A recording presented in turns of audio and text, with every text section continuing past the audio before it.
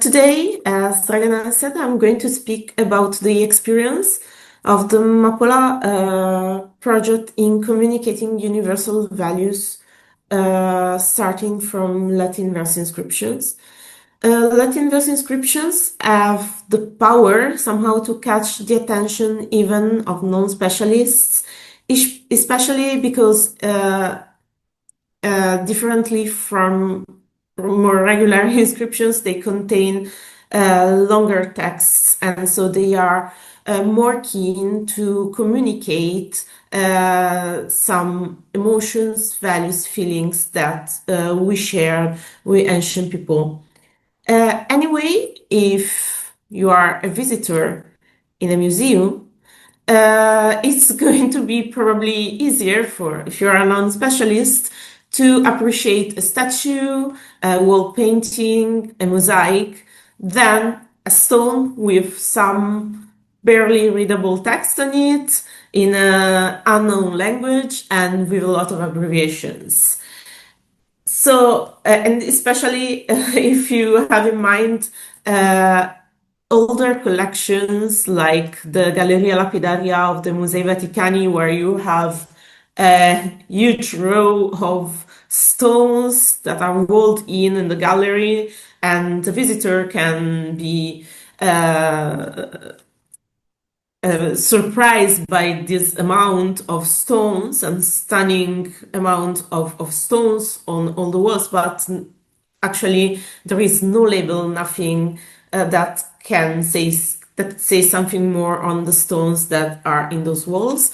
The same as you see on the right of the screen is the example of the Österreichische Nationalbibliothek in Vienna, where many altars from and other inscriptions from different places have been cut and walled in the stairs with no explanation. So the visitor going there is seeing the stones and not understanding anything of them. So the task of the epigrapher should be then to communicate to the public the content and the meaning of these inscriptions that are so cryptic to the visitors. And one first and very easy step would be to provide a translation of the texts. Once the visitor comes closer to the stories and the experiences and emotions that are in those texts, then they can get closer to the people who wrote them, or commissioned them, or mentioning them, and this way have a glimpse on the history and on the stories of these people who lived so long before. So the ERC project MAPPOLA, that is short for Mapping Out the Poetic Landscapes of the Roman Empire, has built on this potential to develop a range of public-facing activities. At the core of this, there is the MAPPOLA database that is designed to collect, make accessible, and allow users to search verse inscriptions from across the Roman Empire. The MAPPOLA database aims at collecting over 4,000 inscriptions in Greek and Latin. The entering of the data is still in progress. As you see, like in Asia, from this map in Asia Minor, we have entered very few inscriptions. But we are still, even if the project ended in 1 year ago, actually we are trying to go on in populating the database, and we hope to have it done in a couple of years. But it will take a lot of time, of course. So the MAPPOLA database has three main features. The first is the interactive map that you see on the right. The second is the verse visualizations, and the third are the translations. So the map, you see it in a static way now, but if you navigate to the database, then you can filter, use So apply all the filters of the database to the map and visualize the inscriptions you want to filter on the map. So for example, if you want to see all the votive inscriptions from Gallia, Pannonia, and Italy, you can filter them on the map. The second feature is the verse visualization. So we have these three different visualizations of the text. The first is the diplomatic, the second is the interpretive, and the third is the verse visualization itself. The user can switch through these three visualizations.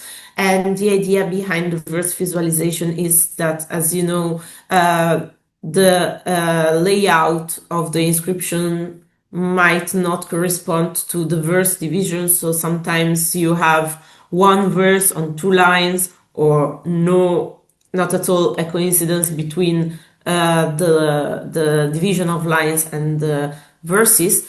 So in this way, the user who is not so confident with verse inscriptions can see the different how the text was planned on the stone and how the verses were.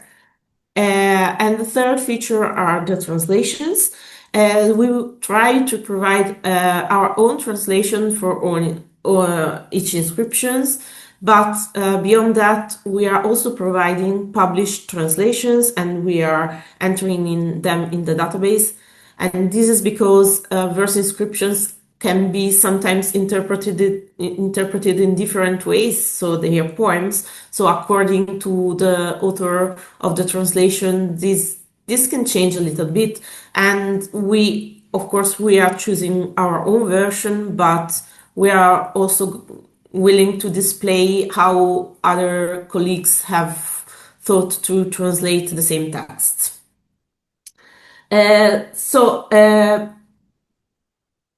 To make the database sustainable, so as I said, the project ended in 2024, but we are still working on it. What we are doing is organizing digital epigraphy courses. So more or less every year, I offer an epidoc and a digital epigraphy course at the University of Vienna, or also anywhere else. And the students of these courses are entering their own inscriptions some inscriptions in the database, and they become authors of the single entries. And they are trained to do it, and some of them can go on with this work also after the end of the course. For example, a student of mine that attended the course 3 years ago has now a contract with MAPPOLA, and she is the main person who has been entering the inscriptions.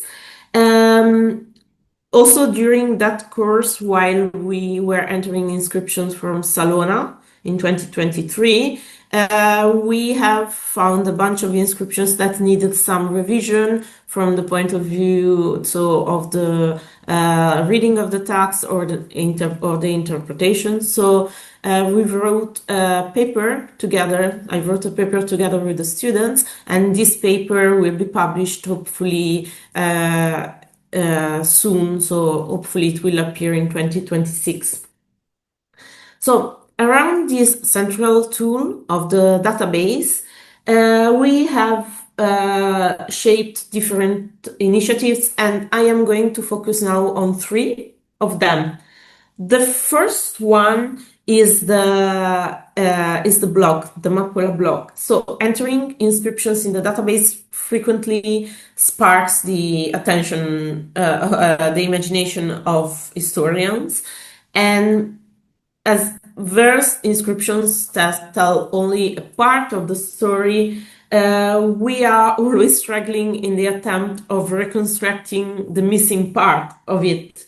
in the light of our historical knowledge. And this has led to the idea of writing these blog posts with some storytelling.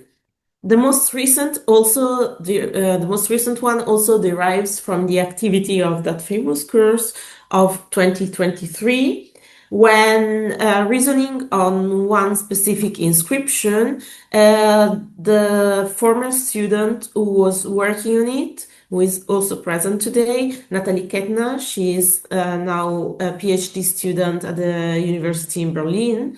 So we thought that it would have been more suitable to use this inscription for storytelling. And that's how we wrote this blog contribution.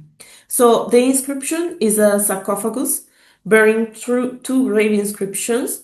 This sarcophagus was discovered at Manastirine, that is one of the major late antique cemeteries of the ancient city of Salona in Croatia.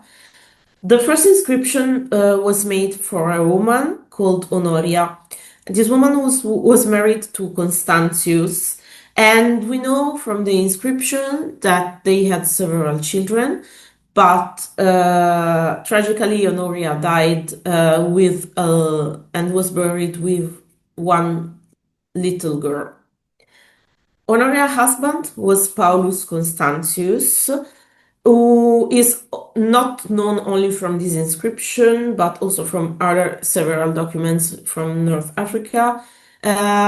Constantius was appointed as governor of the Roman province of Africa in 374.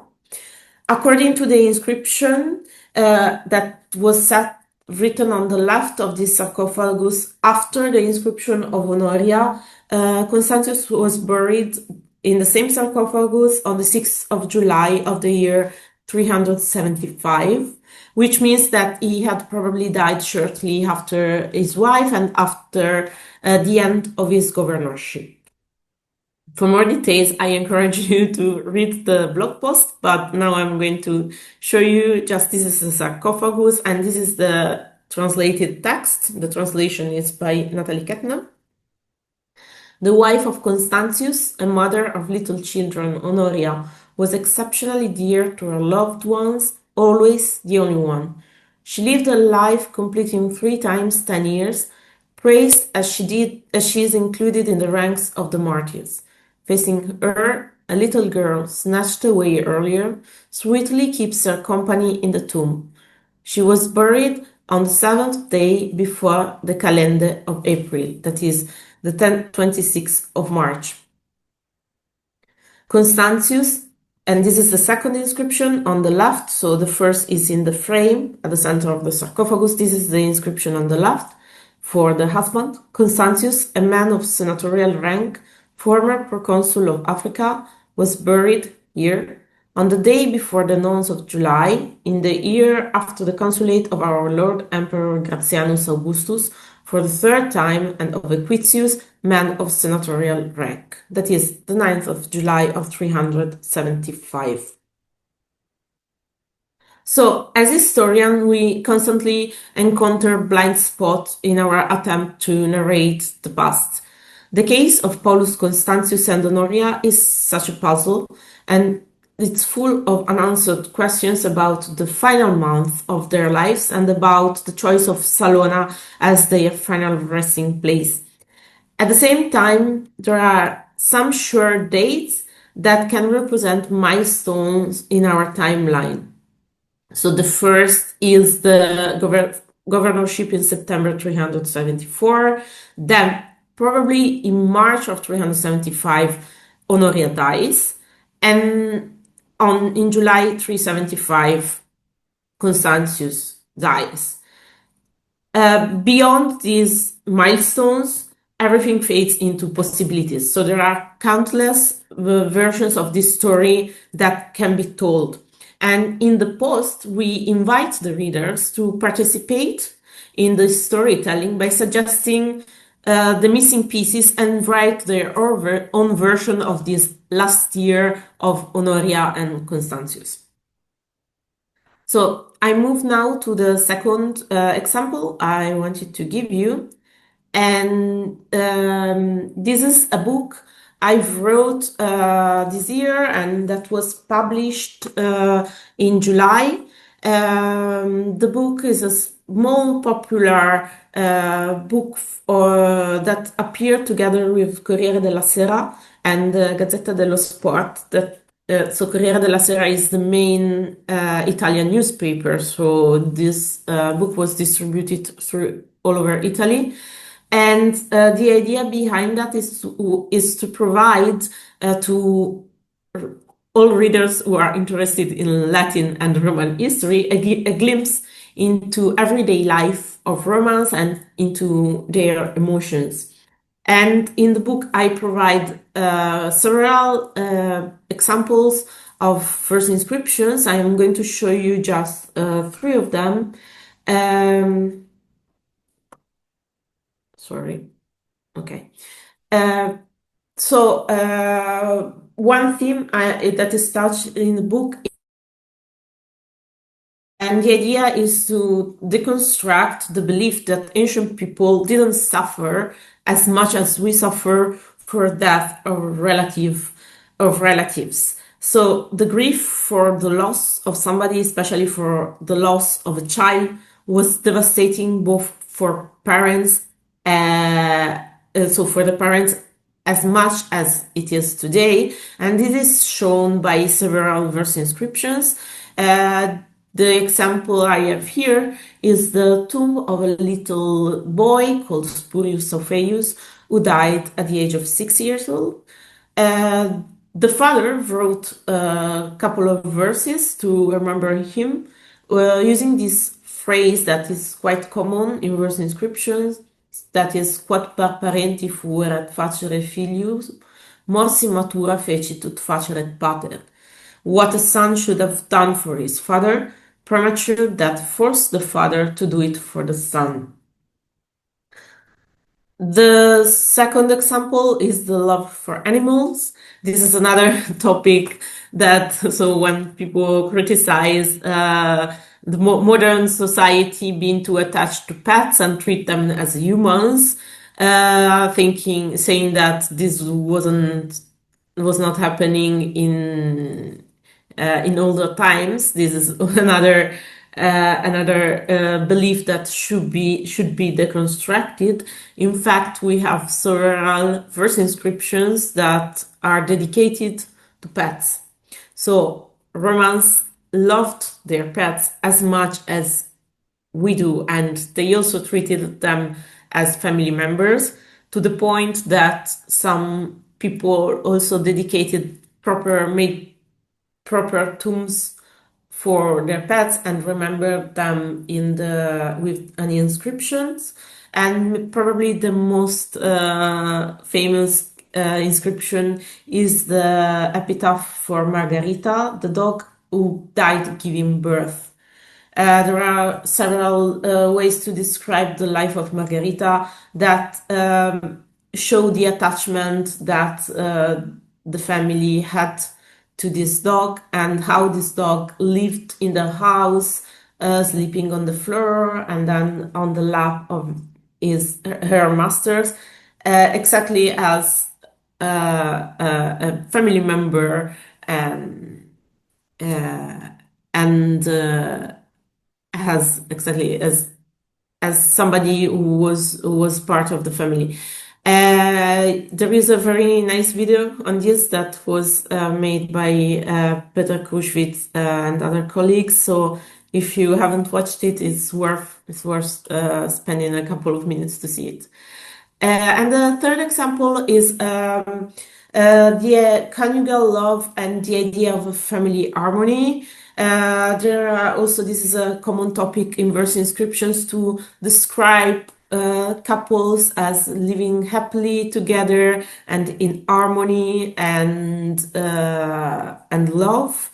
And this is, of course, an image that people wanted to give to the outside, because this was a society standard that people wanted to accomplish. And the example that you find in the book for this topic is the inscription that son made for his dead parents, who were married for 52 years without ever fighting. Of course, I cannot imagine this could have happened, but on one side, this is the point of view of a son who wrote, those whom time once united now lie united in death after 52 years together without a single quarrel. This is also a topic so that actually you find also in modern days. I was at the cemetery in summer, the monumental cemetery of Milan, and I saw this sentence written on a couple of stones of couples that have been together in life and together in death. That if you think that of many cases when women are victim of abuses and controlling partners, this could be a real nightmare.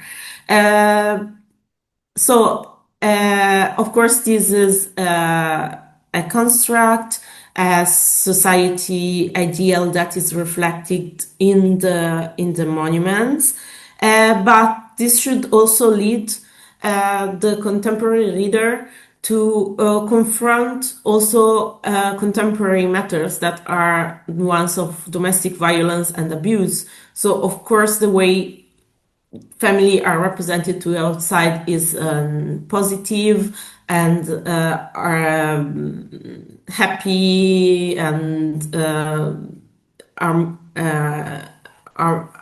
a picture of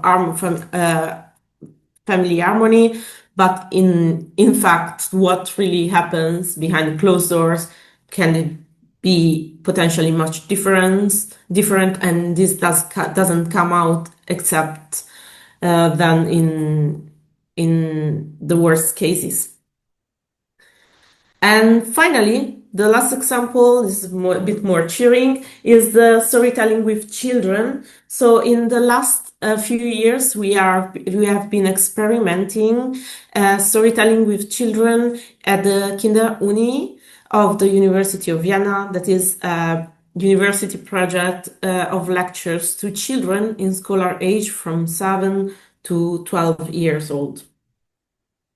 So what we do with the children is starting from very simple inscriptions. We encourage kids to create their own narratives about the lives of ancient people. And this is an activity we have, just an example of activity we have been doing with them. So we divide the children in groups, and each group is assigned one inscription.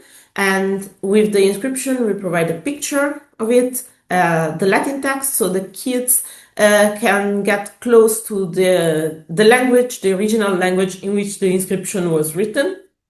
Then, of course, we give them also a German translation.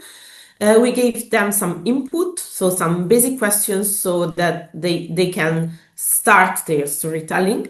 And then they have to choose an activity.